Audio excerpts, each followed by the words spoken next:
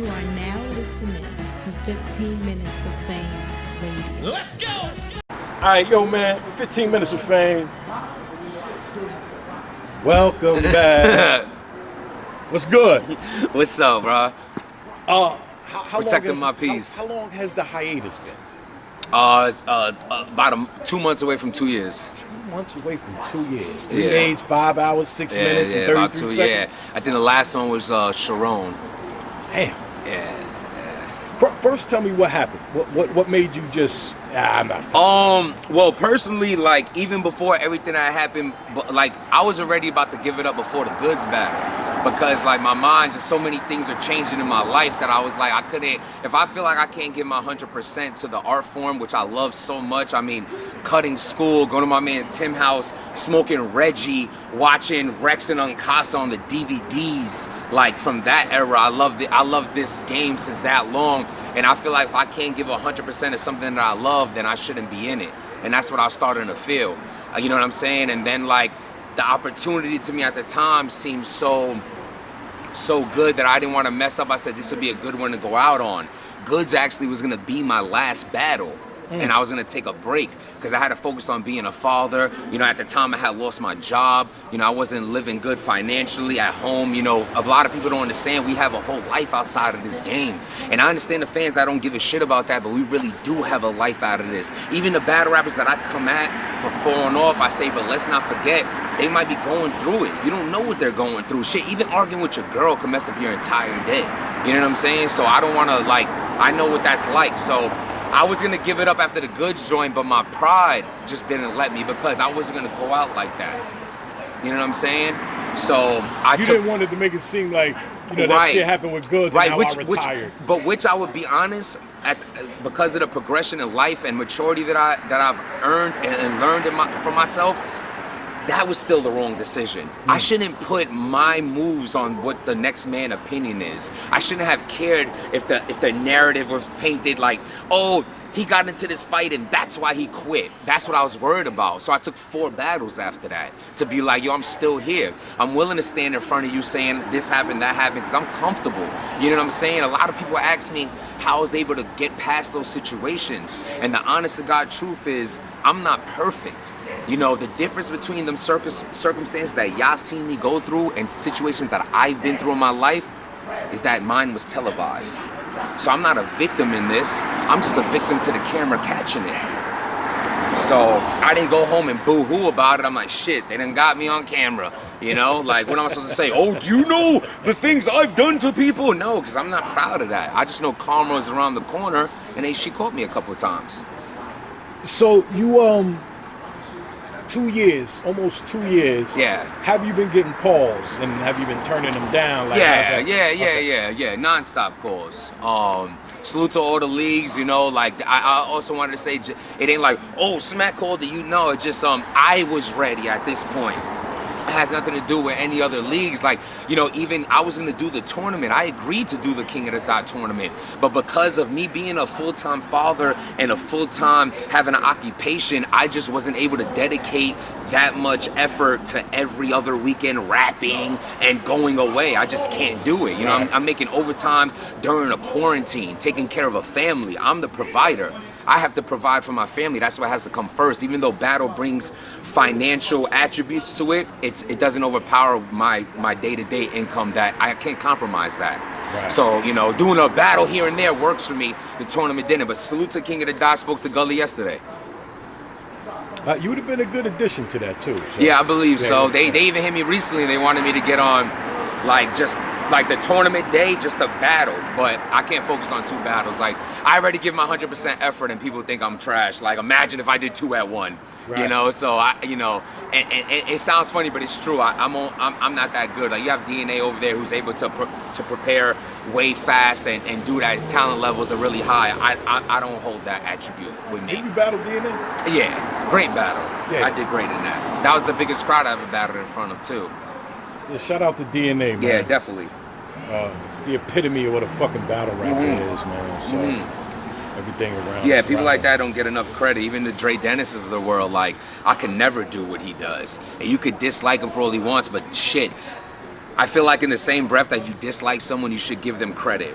especially if they do something you can't. Dre Dennis did a battle in Atlanta on RBE. Got on a plane that same day, flew back to Jersey, got off the plane, went right to the venue, and I was down there, got on stage, and fucking battled them the same day again. Flawless performance. Incredible. How the fuck do you do that? I couldn't tell you. Incredible. Yeah, absolutely. Shout out to Dre Dennis. He don't get the credit he deserves. He doesn't. So, Shout out to yeah. Ill Will too to doing what he just did. Yeah. Dre Dennis might have to, I don't know, man. He might have to do something to get some attention like Daylight. Because Daylight was always a great battle rapper until Daylight started doing antics. Nobody was really paying attention to how great of a battle rapper Daylight was. Right. Worked for him. Yeah. I don't know if it'll work for everybody else. Yeah. So you're on, so this card is kind of split, right? This is Born Legacy 10. Right. And the card is kind of split with like rookies versus vets. Yeah. And Jimz versus Your Honor.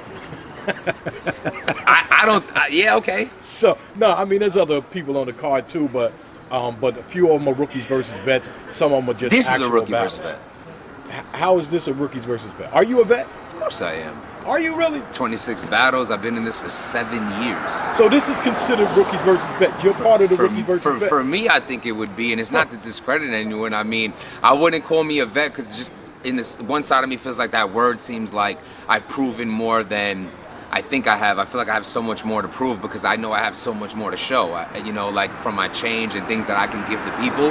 So I feel like that vet thing is like, oh, you've been there, done that. Nah, I like being in the gritty mix of it. But I mean, comparing to a new guy to someone who's been here, I've been here for 7 years. You know what I'm saying? I battled. Sometimes they say time doesn't make you a vet.